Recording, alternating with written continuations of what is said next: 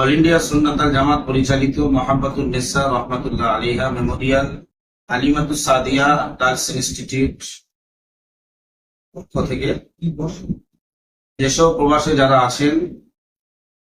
সকলকে অবগত করানোর লক্ষ্যে আগামী 24শে নভেম্বর 8ই অগ্রহায়ণ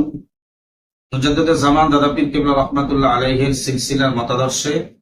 অল ইন্ডিয়া সুন্নাত আল জামাত দ্বারা পরিচালিত এবং বোর্ড অব ইসলামিক এডুকেশন দ্বারা নিয়ন্ত্রিত মোহাম্মদুন নেসা রহমাতুল্লাহ আলাইহির স্মৃতি হালিমাতুস সাদিয়া রাদিয়াল্লাহু তাআলা আনহা বালিকা মাদ্রাসার বাৎসরিক মহান ঐতিহাসিক ইসালে সওয়াব আগামী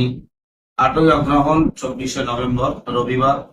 বৈকাল 3 থেকে প্রয়োজনীয় রাত্রি সময় পর্যন্ত উক্ত ইসালে সওয়াবে উপস্থিত থাকবেন অল ইন্ডিয়া সুন্নাত আল জামাতের সুপ্রিমো মহামান্য পীর আল্লামা শাইখুল হাদিস আব্দুল কাইয়ুম সাহেব হুজুর, তিনি জিকিরের মাজলিস পরিচালনা করবেন এবং তানার পরপর পুরপুরা দরবার শরীফ থেকে ছোট হুজুর পীর কেবলা রহমাতুল্লাহ আলাইহির সুযোগ্য পৌত্র পীরজাদা ভাই মাওলানা আসিফুল্লাহ সাহেব সিদ্দিকী সাহেব তিনিও থাকবেন এবং পুরপুরা শরীফ থেকে সৈয়দ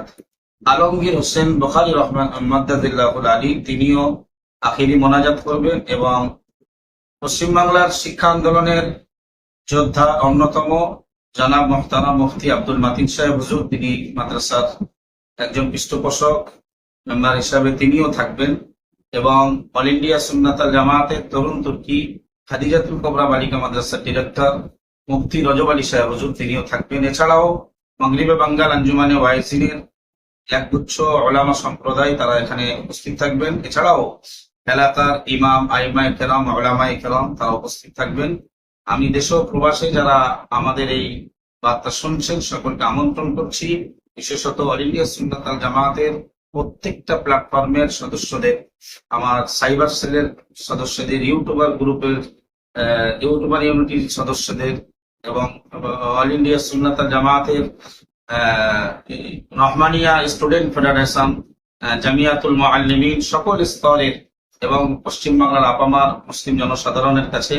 আমাদের হালিমাতুস সাদিয়া বালিকা মাদ্রাসার বাৎসরিক ঐতিহাসিক ইসালে সওয়াব 8ই অগ্রহায়ণ সর্বাঙ্গীন সৌন্দর্য করার জন্য, সাফল্য করার জন্য আপনাদের উজ্জ্বল উপস্থিতি আমাদের উক্ত নির্ধারিত দিনে আমাদের মাদ্রাসা প্রাঙ্গণে আমরা একান্তভাবে কামনা রাখছি। আসসালামু আলাইকুম ওয়া রাহমাতুল্লাহি ওয়া বারাকাতুহু।